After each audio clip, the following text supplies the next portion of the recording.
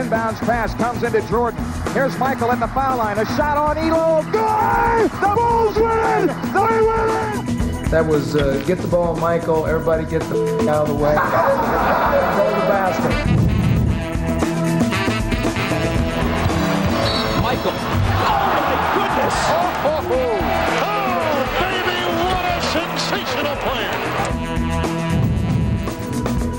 Knicks have led by as many as 17. Jordan trying to shake off Starks. Oh, what a move by Jordan! It counts. And the foul. That is one of the moves of the season. The look away to Livingston. Jordan. Oh, a spectacular move by Michael Jordan.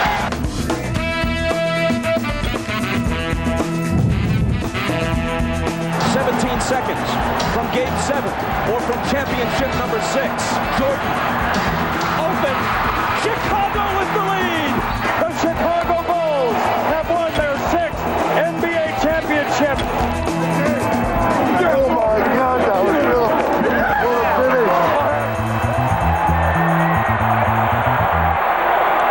And when we come back here on TNT, we're going to get it started. Michael Jordan's conversation with John Thompson. MJ, a winner, a champion, but the bottom line, a competitor. Have you ever met anyone that you felt was as competitive as you are? No. I just feel that my competitive drive is far greater than anyone else that I've met. There, Ernie Johnson back at you from the jam session, and we want to bring Kenny the Jet Smith on here first today as we get started in this salute to Michael Jordan, because you were there in North Carolina when it all got started. His last year was your first year. What was that like? It was very interesting because obviously he wasn't a player that he became, but you saw all of the qualities that you would want in a player that he had and he possessed, but he coupled them and put them all together when he got to the actual NBA, because I didn't think he was going to be as good as he is now, to be honest. I really didn't think that. Well, was he a typical college kid, or was there something special? Was he treated with reverence around there on Chapel Hill? No. Sam Perkins actually was the player everyone idolized at the school. Michael was kind of like a little bit of a second fiddle, because Sam was a 4-year All-American as well. But what I do remember is playing a lot of times in the summer league and in the summertime. And we would play game after game after game.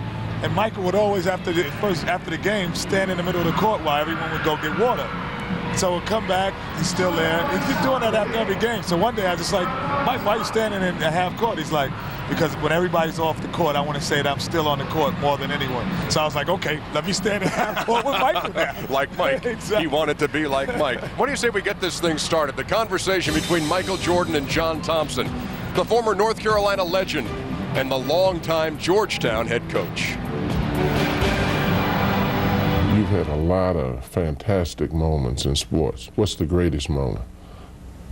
I mean, what started everything, you should Don't say that. don't say the shot against Georgetown. Yeah, that was the greatest moment, because I think that took me from if I had any doubts about playing on college level or playing with the big guys, that shot gave me the confidence that I belonged where I was, and that it was, if you put your mind to doing whatever you want to do, good things can happen, so before anything else happened with Michael Jordan outside of that game and against you guys, that shot gave me the idea that I could be better than what people think, and I can, surpass any expectations that I may have for myself. Let me turn it. What's your greatest disappointment in sports?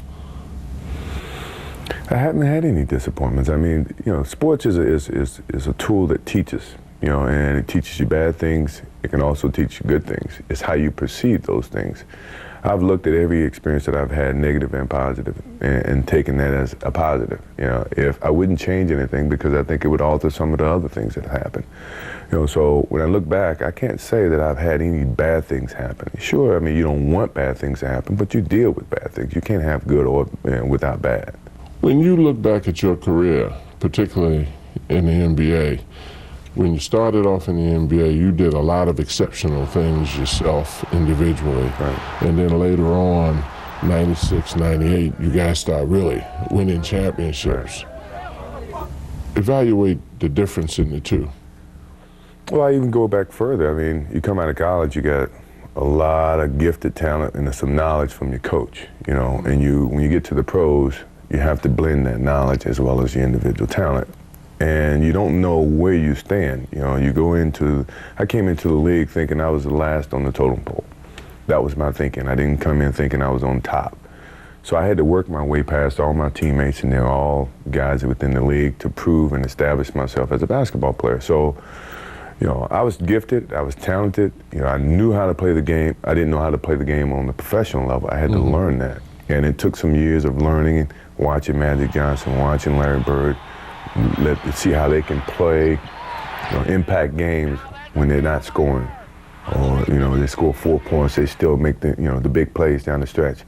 These are things that you learn in the process of maturing in this league, you know. And as I watched, I began to adapt, and I became more complete. You know, I wasn't one-dimensional. The one thing I never wanted to be was one-dimensional. You know, everyone saw me as just a scorer, one-on-one player, but I knew I was better than that. I came from a great program at North Carolina, teach you how to do more than just one thing. You know, so I spent the rest of my career trying to evolve as a player, and when our team got to a point where we can contend, I had to assume the leadership role. I had to, you know, other guys had to step forward, and then when we got to that point where we were winning, all the bases and all the foundation has been built. You know, now it's just about can you mentally get yourself back each time to challenge yourself more so than the opponent, but yourself, to be that hungry each and every time you stepped on the court. That took some evolving over the course of my career. And when I got to that point, I had no doubts that I couldn't win anytime I stepped on the court, or that I couldn't inspire people to win no matter how many times I stepped on the court. I tell people that from my observation of you, you're one of the most competitive individuals that I've ever seen. I would imagine if you were playing jacks with somebody, you'd want to kill them. Have you ever met anyone that you felt was as competitive as you are? No. I just feel that, you know, my competitive drive is far greater than anyone else that I've met. You know, I think that I thrive on that. I think that's my biggest motivation in life, you know, is to compete, you know, find different competitions in certain things in life and try to overcome that, you know, be it positive or negative. But I have yet to meet someone who is as competitive as me, you know, and I just feel that much confident about my competitive drive. I want to ask you some true and false questions. Just three. Just three, okay. Just three. Michael Jordan is the greatest basketball player ever. False. Why? Because I didn't play against, you know, all the great players prior to me, and I had those other players to influence my game. I mean, it's a great honor, don't get me wrong. But I love to have played against Jerry West to determine if I was a better guard than him or Oscar Robertson, but we'll never know. Michael Jordan, had he stayed with baseball, would be playing in the big leagues now. I believe that. A lot of people may not, but I believe that. And I gave, for that short amount of time, I gave the dedication to the game of baseball a true effort. You know, it wasn't, you know, I wasn't there making money. I wasn't trying to endorse any product. You know, I was truly there for the love of the game. You know, I was up at 6 o'clock with bloody blisters all over my hand, just trying to show that I could play this game. I grew up playing this game. I was, you know, I loved baseball. And at the time that I stepped away was a time where, you know, I was being asked to be, being thrown into, you know, a situation that involved, you know, baseball strikes and things of that nature, and that was never my intent, you know. So I kindly walked away before I was thrust into that whole event. Michael Jordan will absolutely never play in another NBA game after this season. That's a fact. I will not play in another NBA game. You know, I would play basketball. I'm glad you said NBA game. But I got kids who love the game of basketball. I got friends who love to talk trash about me. I got a lot of young kids who love to compete against me at my camp. I'm still going to play the game of basketball. But from an NBA standpoint, that's it. This is the last year.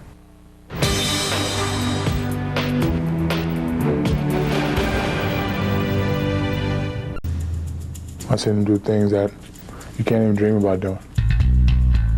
I seen him go up on one side of the lane, get bumped, still up in the air, twist the ball, do all this in the air and lay it up on the other side.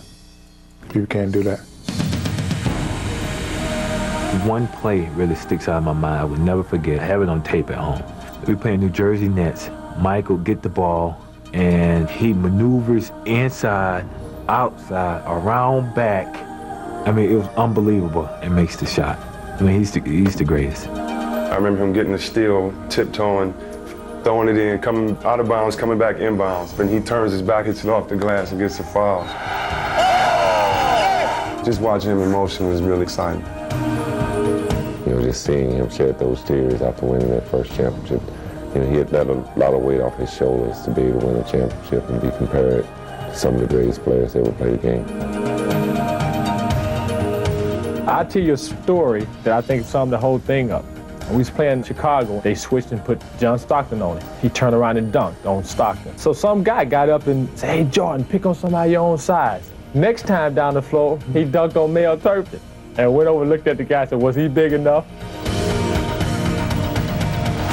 Michael Jordan, the greatest player of all time. Just some of the marvelous stories about the career of Michael Jordan. I'm joined by a guy who's got a few of those himself, Charles Barkley. You guys are pretty tight. Got a favorite Michael story, Chuck? Well, in 1984, when I tried out for the Olympic team, I didn't really want to go because I didn't think I was good as those guys who went to the big schools. So my coach, Sonny Smith, talked me into going. And when I got there, I actually played real well. And when I got back, he said, "What do you think?" I said, "Coach, if I get in shape and I work hard, I can be a good player." But I played against this one guy. I've never seen anybody that good. And his name is Michael Jordan. And this was when he was back in college. I never expected him to do what he did when he got to the NBA. But the first time I played against him for like a week, I knew he was the best I'd ever seen. And you make a good point there, because there was nobody, and we'll be talking to you in our roundtable too with more on this, Charles, but there was nobody with the combination of will and skill, and nobody, as he told John Thompson, with that kind of creativity.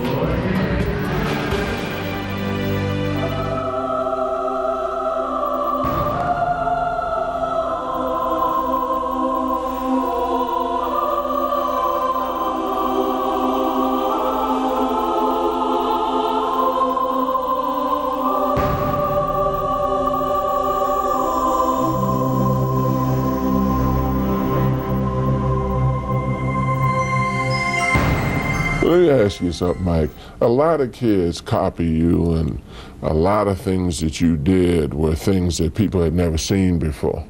Did you ever practice those things, that creativity, that self-expression that you did, some of those shots you made? No, I never did. I mean, you know, obviously when you're as a kid, you want to count down 5, 4, 3, 2, 1 to make the game-winning shot. Yes, but I mean, in terms of the creativeness, I think you've seen it. You know, it has happened in situations where the defense dictates what your reaction may be. But then once you do it once, you know you have a gifted talent to create. You know, in any other situation, you try to alter, you try to change.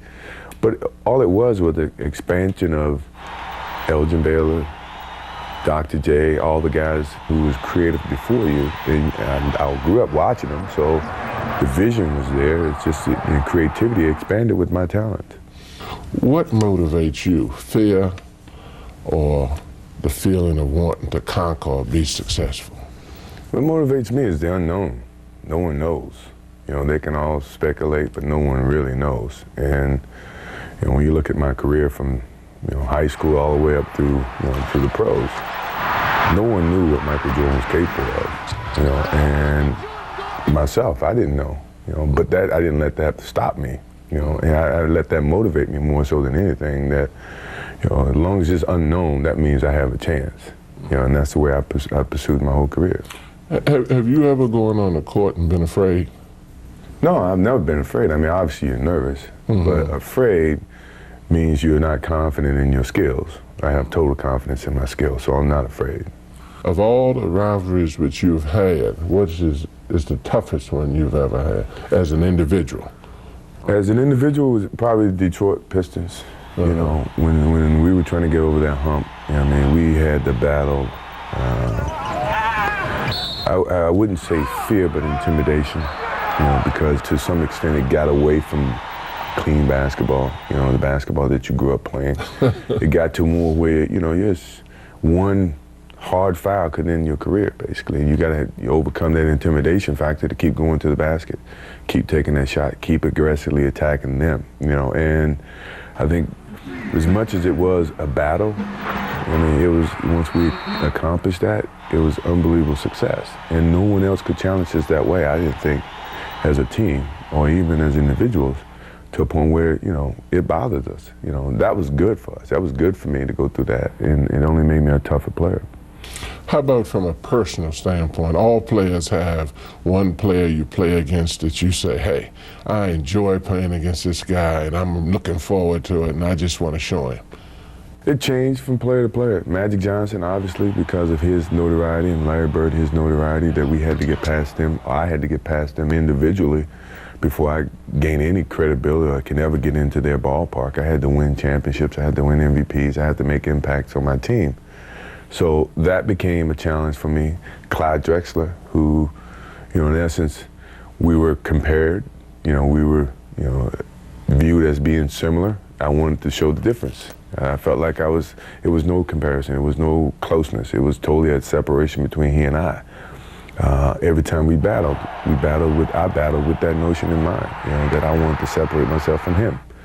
I mean, we're good friends, don't get me wrong, but it was just that, you know, how people perceived us in our games. You know, I wanted to excel my game and isolate my game from everybody else, that I was more than just, you know, a few dimensional. Even when it came to Magic Johnson, and I mean, Magic Johnson was a crowd pleaser. He was a good offensive player. He was a great motivator. You know, average defensive player. You know, I wanted to change that. I wanted to take another step. I wanted to do all those things, you know, that it could separate me from Magic Johnson. You know, I'm not saying he wasn't great. He still is great. But we're great in our own different way, you know, and that was motivational for me, you know, and to this day it still is. You did an awful lot of scoring big game situations. Who did the best job defending Michael Jordan? During my heyday, I mean, they didn't have one man, you know, they had, you know. There was not one guy that you hated to see coming? No, I mean, I knew Dumars. Dumars positioned himself defensively great, you know, with help. He knew he had Rodney, he had Lambie, he had everybody helping, you know, but he could position himself great with me, and that was a great challenge to try to outthink him, because he was a great thinker on defense. He tried to take away some of my advantages. I tried to expand on my advantages, and I tried to attack him where he had weaknesses, you know, utilizing my size, you know, trying to get him in a one-on-one situation before the defense could come and help him. You know, that, you know, I would say he was the guy that made me or forced me to expand from an offensive standpoint. How would you have guarded Michael Jordan? I made him shoot the jump shot. You know, even though, you know, when he drives, he penetrates, he can involve a lot of other people. If he stands out and shoots the jump shot, you only got one person you got to worry about. And I don't think he can score 100 points. I don't think. I do.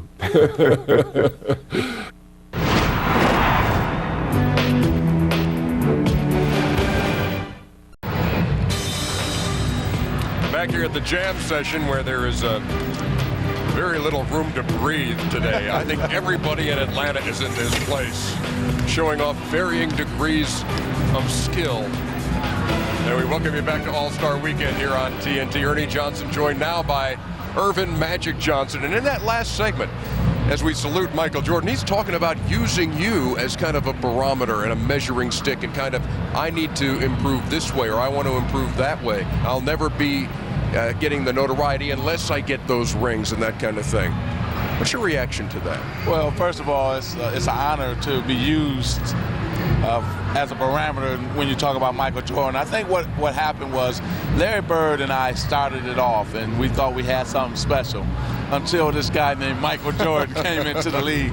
And he took the league and to another level. He took basketball to another level, and he took the skill of basketball, of a basketball player, to another level. There's never been anybody quite like Michael. There probably never will be. And I tell you, we all used to go out, Larry and I, and try to keep up with this guy in terms of skill level. We knew he was practicing 10 hours a day. That made us have to practice 12 hours a day. And he told us something interesting at the Olympics, and I'll never forget this, talking to Larry and I. He said, look, you guys are the old sheriff, but there's a new sheriff in town, and his name is Michael Jordan. So I'm going to take it from where you guys started, and I'm going to take it to a whole nother level. And Michael, you did just that. Exactly right. If you look at the stats for a guy like Michael Jordan, certainly they stack up against all kind of players of all time in this league, but how important were they? Let's return to John and MJ. What impact does your statistical place in the NBA have on you? Well, that never drove me. You know what I mean? The stats only add up when you put forth the effort and you don't worry about it. You know, good things happen to those people that work hard. If I sit here and play for the stats, I would have never retired in '93. Or I still probably be chasing Wilt Chamberlain's all-time, you know, or Kareem Abdul-Jabbar all-time scoring lead. I mean, that doesn't drive me. I mean, sure, I mean, it defines to some extent for people who don't know me, or, you know, 20 years from now would never know who Michael Jordan really is. But based on the stats, he must have been pretty decent. You know, those are only ways that I look at stats. Other than that, you know, it's all about winning championships and winning. You know, the stats that matter to me is the games that we win and the rings that you collect. Mike, did you achieve what you intended to achieve with the Wizards? I think I've achieved it only if the players take what I've done over the last couple of years and move it in the right direction. I mean, what we have done is we brought hope to the city of Washington. You know, and I think that winning and finishing out this year with a good playoff run, I think shows if you believe in something, you put forth the effort. It's not about age, it's not about ability. It's about believing that you can come together as 12 to 15-man team and put forth the effort, fulfill a role, and go out there and play hard. Good things are happening. You have sons that play. Right. Were they critical or positive about your performance when you came back because they were old enough to see you play? Yeah. Was that fun? It is fun. I mean, because I think it's, you know, they critique with not really knowing but gathering information for what I tell them, you know, and they have their favorite players, you know, which in essence I have to compete against those players, you know, and I find myself, if I have a good game against one of those players, believe me, I'm going to let him know it, you know, as much as he's going to probably make excuses why the other player or the player that I'm playing against didn't have a great game against me. But that's fun. I mean, from a father, I mean, that's great to have conversation about your game with your son. When you see young kids talk about Michael and how Michael did things, and I want to get up early in the morning and play, I want to leave the gym late and play, I want to work, what impact does that have on you?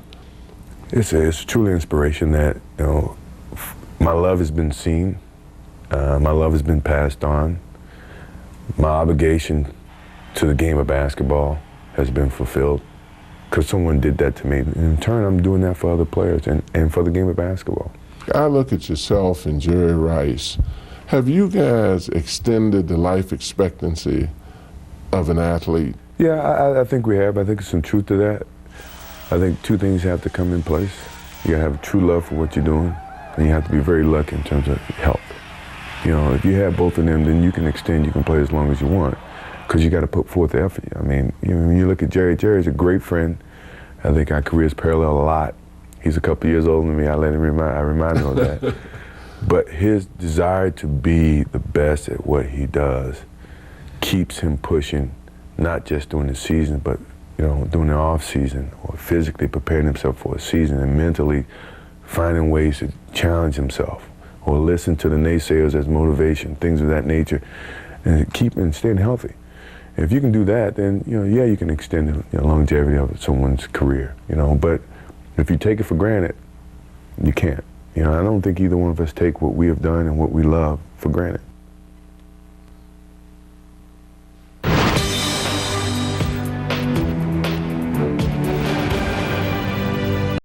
We really have to play a complete basketball game. I don't think one man can beat the Boston Celtics. Michael Jordan, the basket good. What a great shot. And Jordan with 40 points. You talk about sheer determination. Michael Jordan has those qualities. Jordan. Oh! ties the game. Oh, boy. 63 points, and you're looking at an all-time record. Oh, boy. Michael Jordan. What's my name? Michael Jordan against McGee. Right of the lane, leans in, pumps the shot, no, tips it in. 23 straight points for Jordan. A standing O in Chicago Stadium. 34 for Jordan. Michael on the drive inside, scoops it in. 50. Drive in the lane, shoots under pressure. Good, and a foul call. That's 61 for Jordan. Here's Pippen setting up Jordan. Wide open kick. Come Michael. 3 again. In. Hot. Woo! Jordan for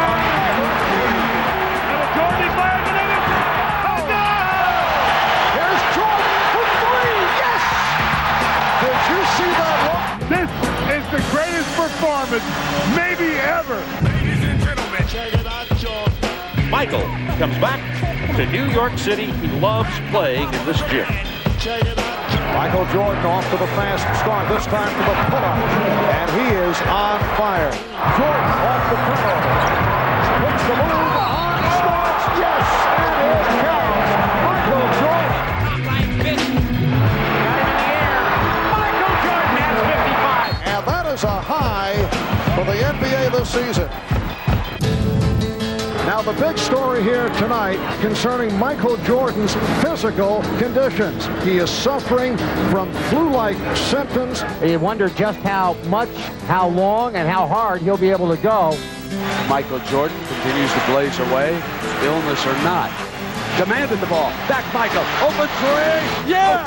They lead it. 38 points for the Kings. Stuck a dagger at him with a 3. A courageous, classic performance by the flu-ridden Michael Jordan. A lot of players wondering what they needed to do to get the flu after that performance by Michael Jordan. Joined now by Danny Ainge, and when we came on the air tonight, we talked about the fact that these images of Michael never get old unless you're on the receiving end, and saw you a couple of times in those clips. Take me through first that Boston massacre. I watched that on Sports Classic a couple of times, and that does bring back some bad memories. But Ernie, it's amazing because I played golf with Michael the day before, the Saturday in Framingham, Massachusetts, with a good friend of ours, Mike Carey, and we were out playing, and I destroyed Michael that day. He was not happy. I made a bad mistake. In the locker room after the game, I remember Walton and Bird and McHale and those guys. Michael had come to life. We were all in awe of his performance. You know, in that game, we have been able to track down video of you in that 63-point game, and here we go. You blowing past Michael to the hole. You know what was funny about that game was the 63 points, and then I hadn't scored. DJ picked up his 5th foul halfway through the 3rd quarter. I had not scored a point in that game. I ended up with 24 through the double overtimes, but Michael's 63 was unreal. We appreciate you bringing that tape with you, by the way. And now on that Portland thing, the game everybody remembers by the image of he couldn't figure it out either. What are your memories of that game? Well, I remember that Clyde Drexler and him were rivals to some extent, like he mentioned earlier in the show. And Clyde was the runner-up MVP that year. And Michael, you could tell that opening tip, Clyde couldn't catch a ball. Michael wanted to separate himself. Not only the three-pointers, which was so unusual for his game, but defensively, he took Clyde out of that game. And that was game 1. And he proved to the world right there, don't compare me and Clyde. Danny Ainge will be sticking around for our roundtable along with Charles and Kenny and Magic Johnson. One more segment here of this interview with John Thompson. What will be the impact, the lasting legacy of MJ? Sometimes I dream that he is me.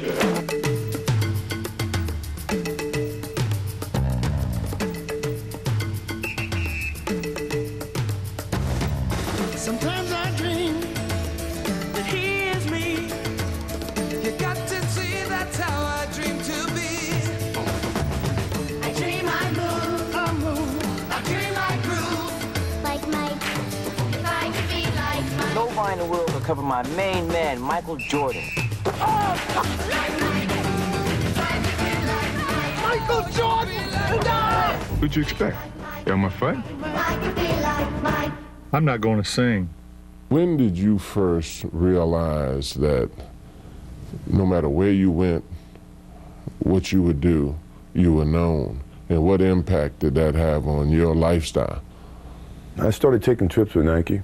You know, Nike took me over to Europe to try to, to push the shoes and push the brand. And as I was over there, more and more people became aware of who I was, not because of the shoes, but because of the way that I was playing. And at the same time, the league has started to expand and try to get the game of basketball, NBA basketball, worldwide.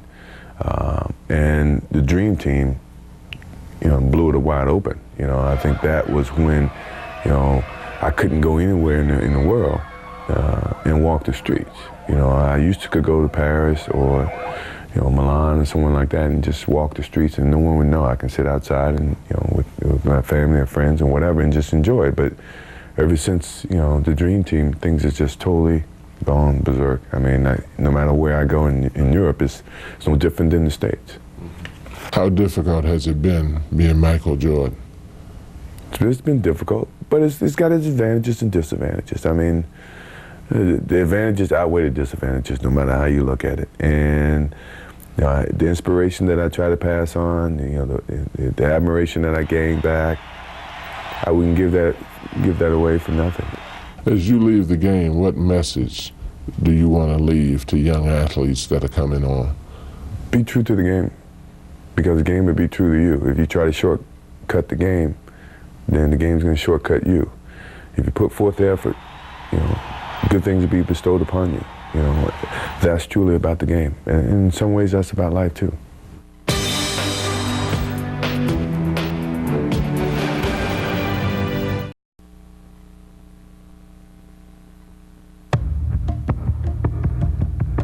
What is love?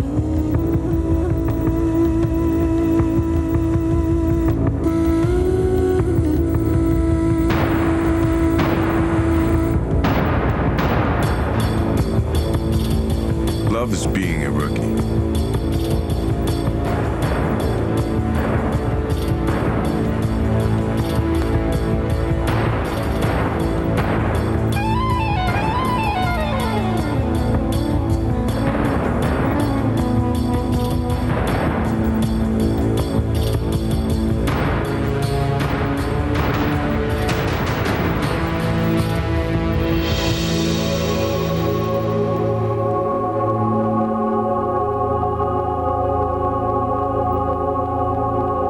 Love is taking the air less traveled.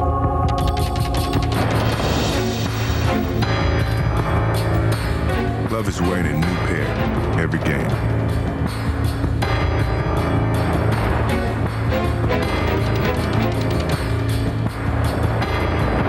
Love is the buzzer beater.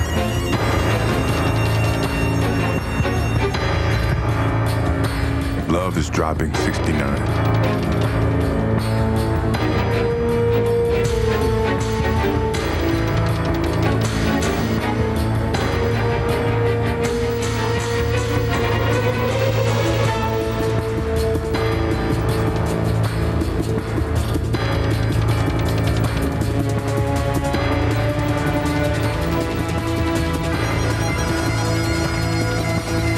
Love is your first.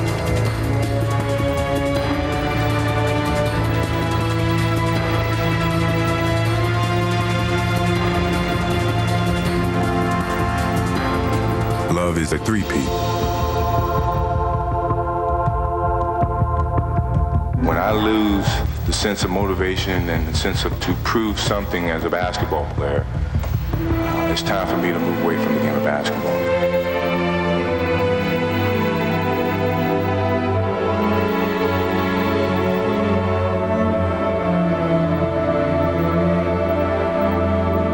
Love is realizing when not to quit your day job.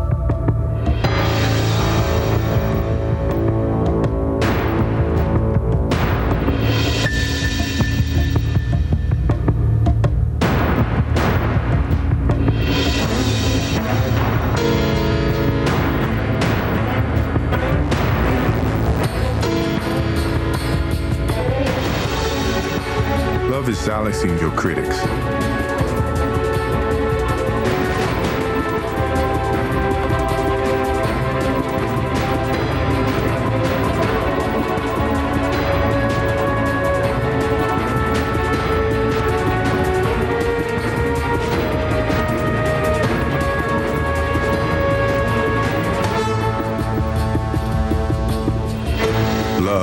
playing on nothing but heart.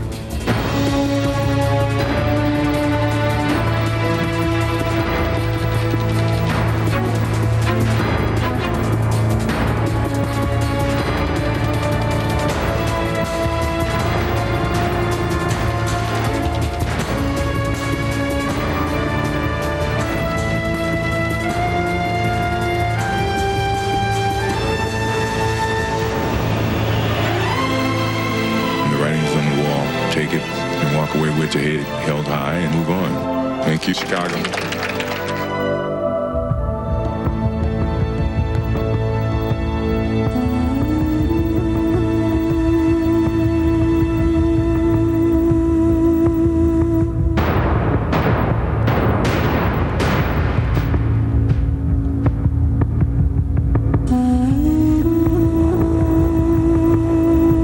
What is love? Love is playing every game as if it's your last. Now, we asked you a short time ago, what do you think Michael Jordan's greatest play was? And you could log on, NBA.com or AOL keyword NBA.com. And so far, we're going to have the results next hour, but so far, it's the switch of hands against the Lakers, the Marv Albert spectacular move by Michael Jordan. That leads the way right now, and does that sit well with everybody at this point? No, I got to go with the last Utah shot. That showed everything. That showed fundamentals. That showed his escape dribble. That showed him follow through. That showed everything about a game-winning situation. To me, that capsized his whole career in one play. Welcome to our roundtable discussion now as we wrap up this salute to Michael Jordan. Danny Ainge, Magic Johnson, Kenny Smith, Charles Barkley. You've heard from all of them individually so far, and now as a group. Let me just throw this out. Is he the greatest player ever, Danny? Yes. Because he played both ends of the court. Offensively, there could be some debate, although I think he was one of the best offensive players, but because of everything he did, yes, and his competitive edge. Magic. Oh, he's the greatest player, and Bill Russell is the greatest winner. Michael, no question, Michael is heads and shoulder above everybody else. He not only dominated on offense and defense, but he also dominated. There will never be a basketball player, and I don't know if there'll ever be another athlete to make as much money on the court and off the court as Michael Jordan. It's just, he will go down like Muhammad Ali, and maybe even bigger. Well, I think the point that he touched on, Michael was, they're always trying to say, who's the next Michael Jordan? And they only look at offense. Michael Jordan was the best defensive player who played during our era, and that's what separated him. And I have to agree again.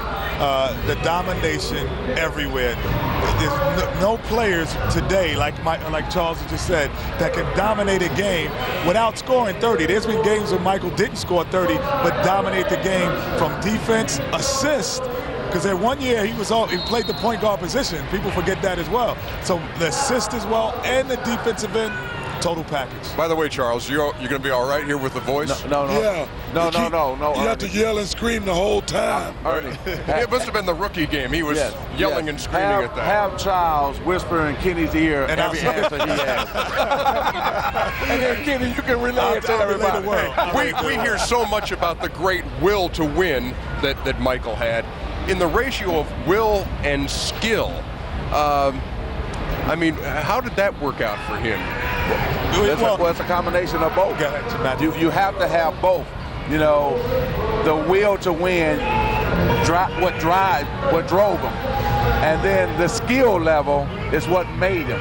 See, he would have been only Michael Jordan with just the will to win, but he was Michael Air Jordan with the skill to win. Well, the other thing to add to that is I agree with Magic, but not only that, but his will drove other players' will. You know, Scotty had a stronger will. Horace Grant, B.J. Armstrong, all these guys, his will was contagious. And that's what I think makes him even more special, what he did on the court, what he made other players become. And people forget, he was the best fundamental player in basketball. And that's what everyone sees the dunks and they see the highlights. But he was the first, to me, the first athlete to come into the game with fundamental skills as his basis. And then his athleticism just took him to where he is today. Where did he learn those fundamentals? At North Carolina in college. What happened to you? Hey, I got fundamentals, but I didn't have athleticism or will. Is that something that Charles whispered to you, or do you have something to add on that front? Well, no matter how much will you got, if you don't have talent, it doesn't matter. He was one of a kind, remains one of a kind, and tomorrow he plays in his final NBA All-Star game here in Atlanta. Michael Jordan, our salute here on TNT. We'll be back.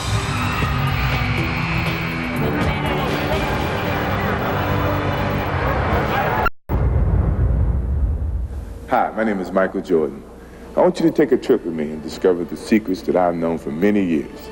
That man was truly destined to fly. From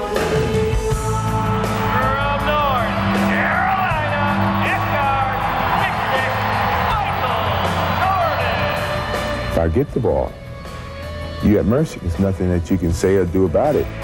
You own the ball, you own the game, you own the guy who's guarding you. You can actually play him like a puppet. As long as we're on this earth, I think everybody wants to be known as a winner. The Chicago Bulls have won their first ever second straight season, 3 straight NBA championships. And the only way you can be remembered on this earth is to win. The Chicago Bulls have regained the NBA throne. It is Bedlam here at the United Center. The Chicago Bulls have won their 6th NBA championship. How would you like to be remembered?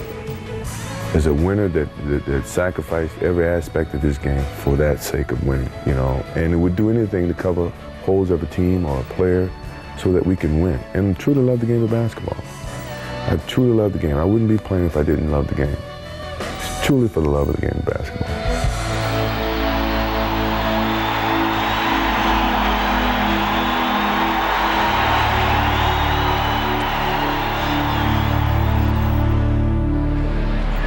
In a class all his own, Michael Jordan. Hope you've enjoyed our hour-long salute to MJ on the eve of his final All-Star appearance.